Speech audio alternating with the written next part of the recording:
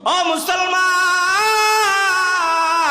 কবরের মধ্যে যাইবা কি নিয়ে যাইবা? তোমার বাড়ি তোমার সঙ্গে যাবে না, তোমার ঘর তোমার সঙ্গে যাবে না, তোমার কোনো কিছুই তোমার সঙ্গে যাবে না। একমাত্র তোমার সঙ্গে যাবে আল্লাহ তাআলার হুকুম আহকাম, আল্লাহ তাআলার বিধিবিধান, আল্লাহ তাআলার ইবাদত যা করছো এগুলো তোমার সঙ্গে যাবে। একদিনের একটা জ্বলন্ত ঘটনা, কোটি টাকার মালিক আল্লাহর এক বান্দা, তার বাবা অসুস্থ, সন্তান বিদেশ বাড়িতে থাকে। বিদেশ বাড়ি থেকে সংবাদ পাইল বাবা অসুস্থ হয়ে গেছে। অসুস্থ বাবার এমন একটা অবস্থা হয়ে গেছে, দুনিয়ার কোনো কিছু আর শুনতে পায় না, দুনিয়ার চাকচিক্য আর দেখার কোনো সুযোগ নাই। সকরাত চলতেছে। সন্তান বিদেশ থেকে ডাক্তারের কাছে ফোন করে বলে, যাও আমার বাবাকে গিয়া কোনো অবস্থায় বাঁচানো যায় কিনা দেখো। ওই সন্তানের সংবাদ পাইয়া ডাক্তার সাহেব বাড়িতে আসলো। আইসা দেখে তার বাবা এমন একটা হালত হয়ে গেছে, বাঁচানোর মতন কোনো সুযোগ নাই। বলে, আমার বাবাকে একটা ইনজেকশন দেওয়ার ব্যবস্থা করো, স্যালাইন দেওয়ার ব্যবস্থা করো, সামান্য সময় বাঁচিয়ে রাখা যায় কিনা। আমি বিদেশ থেকে আইসা আমি আমার বাবাকে দেখব। এই অবস্থায় দুজনে কথোপকথন চলতেছে, ডাক্তার এবং তার সন্তান। কিছুক্ষণ পরে সন্তানকে ডাক্তার ডাক দিয়া বলে, আপনার বাবার এমন একটা অবস্থা হয়ে গেছে, আপনার বাবার হাতগুলো ঠান্ডা হয়ে গেছে, আপনার বাবার পাগুলো ঠান্ডা হয়ে গেছে, বুক দরদর করে কাঁপতেছে, আর আপনার বাবাকে বাঁচায় রাখার কোনো সুযোগ নাই।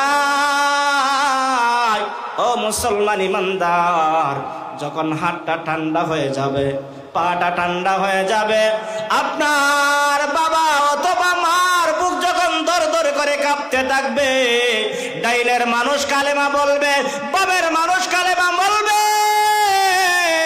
আত্মীয় স্বজন কান্নাকাটি শুরু করবে। যতই কান্না করে না কেন, ওই সকরাত থেকে তাকে বাঁচানোর মতন কোন সুযোগ আছে? এই জন্য যেহেতু কোনো জিন কোনো মৃত্যুর হাত থেকে কেউ বাঁচাইতে পারে না, এই কথার থেকে প্রমাণ হয়ে গেল মৃত্যুর হাত থেকে বাঁচাইতে পারবে না, মৃত্যুবরণ করতেই হবে নিশ্চিত, এতে কোনো সন্দেহ নাই। তাহলে অবশ্যই অবশ্যই আমাকে মৃত্যুবরণ করার আগে আল্লাহর গোলামি করা দরকার, আল্লাহকে চিনা দরকার, আল্লাহর বিধান মতো জীবনটাকে পরিচালনা করা দরকার। ও মুসলমান, আজকে তো বাবা চিনলা, মা চিনলা, বাড়ি চিনলা, ঘর চিনলা, আত্মীয় স্বজন সবকিছু চিনলা রে বাবা, কিন্তু আপনি যে আপনার রব আল্লাহকে চিনলা না।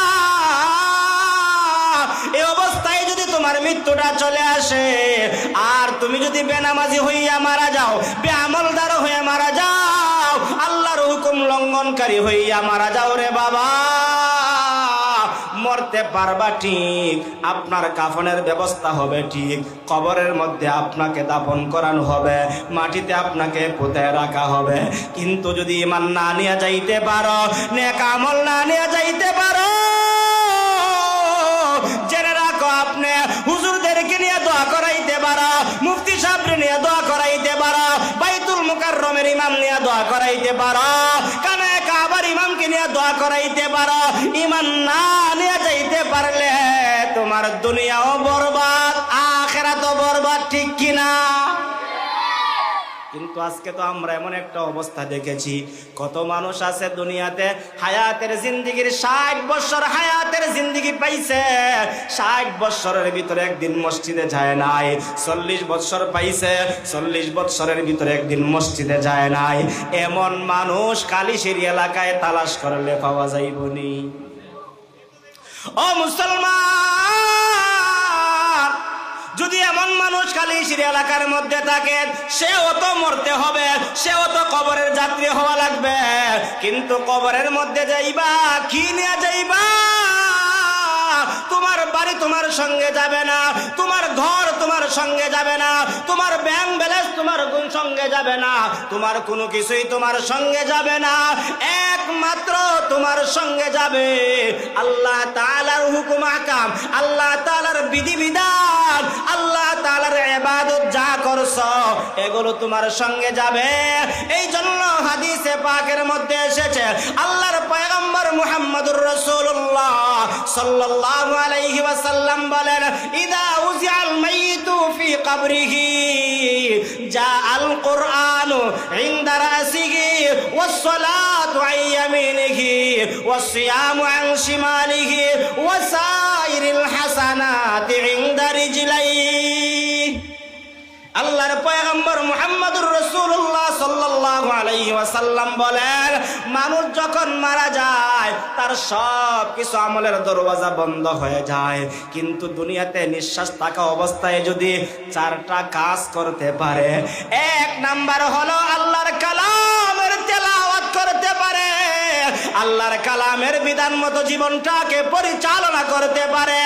আপনি মারা যাওয়ার পর আপনাকে কবরস্থানে রাখার পর ওই কবরের মধ্যে আপনার মাথার দিকে দাঁড়ায়া কোরআন আপনাকে পাহারাদারি করবে আর বলবে, ওই বান্দাকে কষ্ট দিও না, ওই বান্দা দুনিয়াতে থাকা অবস্থায় আল্লাহর কালাম তেলাওয়াত করেছে।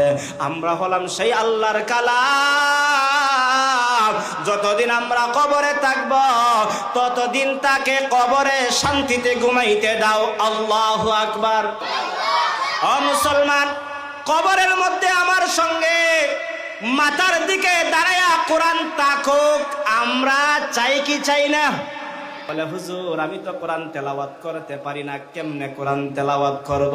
ছোটবেলায় বাবা আমাকে কোরআন শিক্ষা দেয় না, ছোটবেলায় আমার মা আমাকে কোরআন শিক্ষা দেয় না, আমার মা আমারে ব্যবসা শিখাইছে, আমার মা আমাকে আগডুম বাগডুম শিখাইছে, কোরআন শিখায় নাই। এমন মা বাপ আছে না নাই? ও মুসলমান, তোমার জন্য এই মুহূর্তে সুযোগ হলো, কোরআন পড়তে পারো না কিন্তু তুমি সূরা ইখলাস কুল হুয়াল্লাহ সূরা পড়তে পারো। আল্লাহর পয়গম্বর মুহাম্মদুর রাসূলুল্লাহ সাল্লাল্লাহু আলাইহি ওয়াসাল্লাম বলেন, যে আল্লাহর বান্দা অথবা বান্দি সহি শুদ্ধভাবে একবার সূরা ইখলাস তথা কুল হুয়াল্লাহ সূরা তেলাওয়াত করবে, তার আমলনামার মধ্যে 10 পারা কোরআনুল কারীমের তেলাওয়াতের সওয়াব আল্লাহ তার আমলনামার মধ্যে দান করে দিবে। আল্লাহর পয়গম্বর মুহাম্মদুর রাসূলুল্লাহ সাল্লাল্লাহু আলাইহি ওয়াসাল্লাম বলেন, যে ব্যক্তি 2 বার তেলাওয়াত করবে 20 পারা কোরআনুল কারীমের তেলাওয়াতের সওয়াব তার আমলনামার মধ্যে দেওয়া হবে। যে ব্যক্তি 3 বার তেলাওয়াত করবে পূর্ণ 1 খতম কোরআনুল কারীমের তেলাওয়াতের সওয়াব আল্লাহ দান করবেন। অতএব আমরা যারা কোরআন তেলাওয়াত করতে পারি না তারাও কিন্তু সূরা ইখলাস তেলাওয়াত করতে পারি। আজকে থেকে সময়ে সুযোগে যখনই সময় পাইব সূরা ইখলাস আমরা তেলাওয়াত করব, তো ইনশাআল্লাহ তেলাওয়াত করলে সব হবে। আর এই সবটা আপনি মারা যাওয়ার পরে আপনার কবরের পাশে মাথার দিকে দাঁড়ায়া দাঁড়ায়া সূরা ইখলাস বলেন বা যে কোনো আল্লাহর কালাম তেলাওয়াত করেন, ওই তেলাওয়াত গুলো আপনার পাশে দাঁড়ায়া দাঁড়ায়া আপনাকে পাহারাদারি করবে আর বলবে, ওরে আল্লাহর বান্দা শুন, তুই আজকে আল্লাহর কালাম তেলাওয়াত করার কারণে তোর মাথার দিকে দাঁড়ায়া দাঁড়ায়া আমি পাহারাদারি করব যতক্ষণ না কিয়ামত সংগঠিত হবে। ও ভাই, আপনার চেয়ারম্যান আপনার সঙ্গে যাবে না, আল্লাহর কালাম আপনার সঙ্গে গিয়া আপনাকে পাহারাদারি করবে। অতএব হায়াতের জিন্দেগিতে আল্লাহর কালাম তেলাওয়াত করা দরকার আছে না নাই? আল্লাহর পয়গম্বর বলেন, মানুষ মারা যাওয়ার পরে সবকিছু বন্ধ হয়ে যায়। দুনিয়াতে যদি কোরআন তেলাওয়াত করে যাইতে পারে, মাথার দিকে দাঁড়ায়া কোরআন পাহারাদারি করবে। 2 নাম্বার হলো নামাজ। ওয়াস সালাতু আন ইয়ামিনিহি, ডান দিকে কবরের পাশে দাঁড়াইয়া নামাজ আমার পাহারাদারি করবে। আজকে এমনও মানুষ আছে ওয়াজও আইব, লাস্টে সিন্নি খাইব, এমনও মানুষ আছে কিন্তু নামাজ পড়তো না, আছে না নাই? এজন্য আল্লাহর পয়গম্বর বলেন, তার ডান দিকে থাকবে নামাজ, মাথার দিকে থাকবে কোরআন তেলাওয়াত, বাম দিকে থাকবে কি? ওয়াসসালাতু আন ইয়ামিনিহি ওয়াসসিয়ামু আন শিমালিহি। তার আর বাম দিকে থাকবে রোজা। বাম দিকে রোজা দাঁড়াইয়া বলবে, লম্বা দিন ছিল, গরমের দিন ছিল, প্রচন্ড গরমের মধ্যে ওই আল্লাহর বান্দাটা রোজা ভাঙ্গে নাই আল্লাহর ভয়ে। ওই বান্দাটা 30টা রোজা 29টা রোজা রেখেছে আল্লাহকে খুশি করার জন্য। এই জন্য আজকে কবরের মধ্যে আমি রোজা তার জন্য পাহারাদারি করব কিয়ামত পর্যন্ত। জোরে আওয়াজ দিয়া বলুন আল্লাহু আকবার। তাহলে মাথার দিকে পাইলাম কোরআন, ডান দিকে পাইলাম নামাজ, বাম দিকে পাইলাম আমার রোজা, আর পায়ের দিকে ওয়াসাইরিল হাসানাতি ইনদা রিজলাই। আল্লাহর পয়গম্বর বলেন, যখন তুমি সুবহানাল্লাহ বলবা, আলহামদুলিল্লাহ বলবা, দুরূদ শরীফ পড়বা, অথবা কোনো দান দক্ষিণা করবা, সবগুলো বাকি নেক আমলগুলো আপনার পায়ের দিকে দাঁড়ায় থাকবে। ডাইনে নামাজ, বামে রোজা, পায়ের দিকে আপনার বাকি নেক আমল, মাথার দিকে আপনার কোরআন, চারদিকে যখন বেষ্টন করে থাকবে, কবরের মধ্যে তার কোনো অসুবিধা হবে